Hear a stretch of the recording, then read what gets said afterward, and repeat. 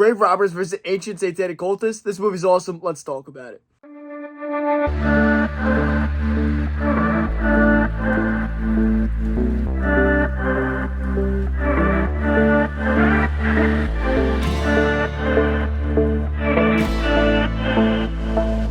Grave Robbers, also known as Crypta de Terror, is a Latin classic and possibly my favorite Mexican film to date, directed by Ruben Galinda Jr., who is a visionary of Latin horror, and the cast is absolutely stacked with studded Latin actors. The film has a decent amount of characters to follow. We opened a long time ago with a devil worshipper trying to impregnate a virgin with the Antichrist, but a cult of God lovers brutally murder him as most seemingly Christians would do.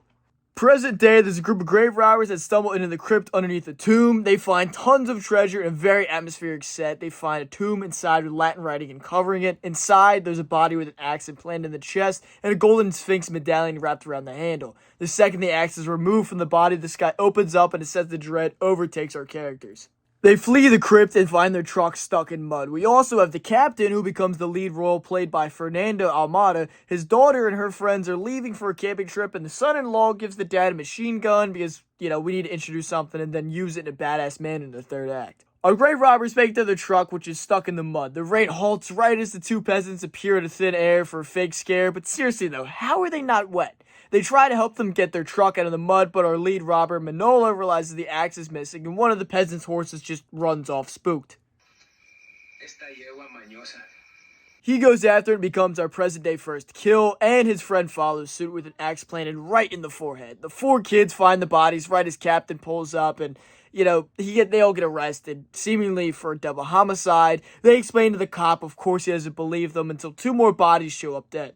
Here the film starts to pick up as Cap grabs his son-in-law, goes to find his daughter and her friends in the woods, but it's too late. X-Man already saw Swamp Thing and drowns the shit out of one of her friends. So he kicks it off and murders everyone. One girl gets her neck broke, one girl loses a hand, and another one gets snatched into the off-screen. A jeep full of Latinas gone in a flash. A real shame. Cap and the son-in-law show up just in time to lose his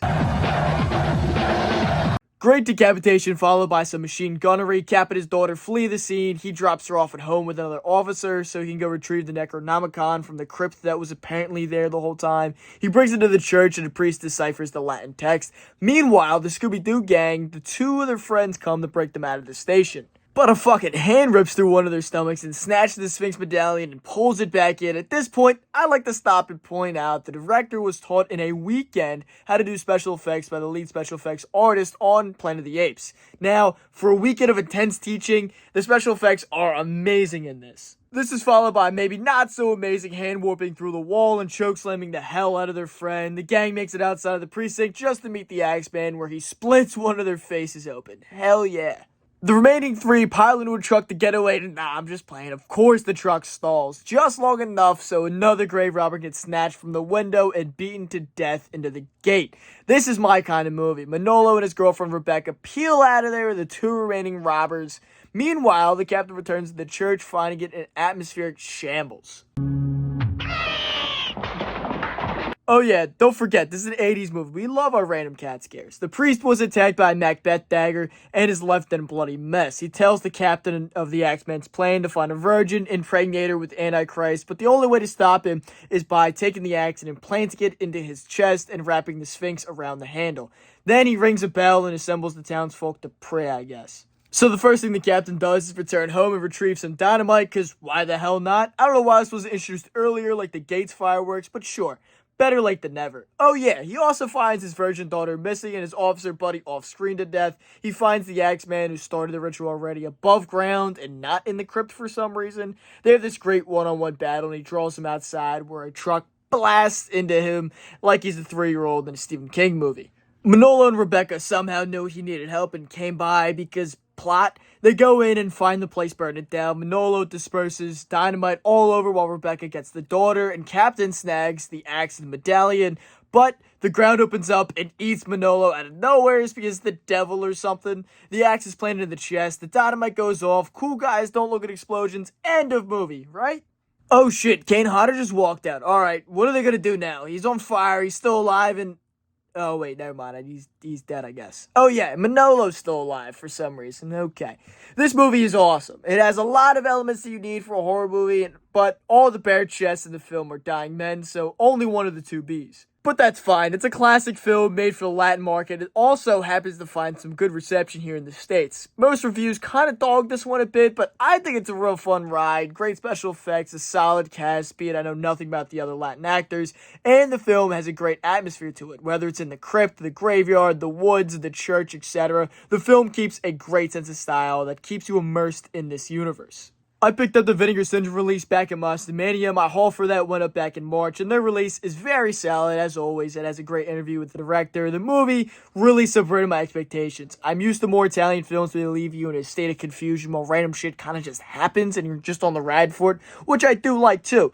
But the director doesn't hide much from the audience in a good way, and it leaves you with an easy-to-follow, just fun flick. The Mexican scenery adds to the atmospheric shots, the real late-night eerie imagery. It's a fun watch with some solid kills, and it keeps a good pace. Really never feels like it's wasting your time or has any filler, but it has a lot of go here, then go there, and then go back here stuff. But you've got a machine gun-wielding father, chest-bursting demons, decapitation, a jeep full of Latinas, a top-of-the-line slash of villains, solid kills, and sadly no sequels, but I recommend it. Could have used a boob or two, though. Thanks for watching. I hope you enjoyed. If you're not already, drop a little subscription down below. Make sure you stay tuned because every day in the month of October, I'm dropping a different horror movie review. I believe they come at 7 a.m. Eastern Time. And so keep an eye out for that. And then every other week throughout October, there's a bonus comic video still coming up. I still want to make sure there's still some combo content on the channel. And then throughout the rest of the year, there's combo content every single week, 1 to 2 times a week. Plus, I do the YouTube Shorts where I post stuff on there every day. I got the Instagram, I got the Facebook, I got the Facebook group Fandoms Unleashed where you get a behind-the-scenes look at the whole channel, everything, Connor's Comics, the whole company, all that kind of stuff. So all that is linked down in the description below. And again, make sure you subscribe. Keep an eye out for updating daily videos. And until next time, peace.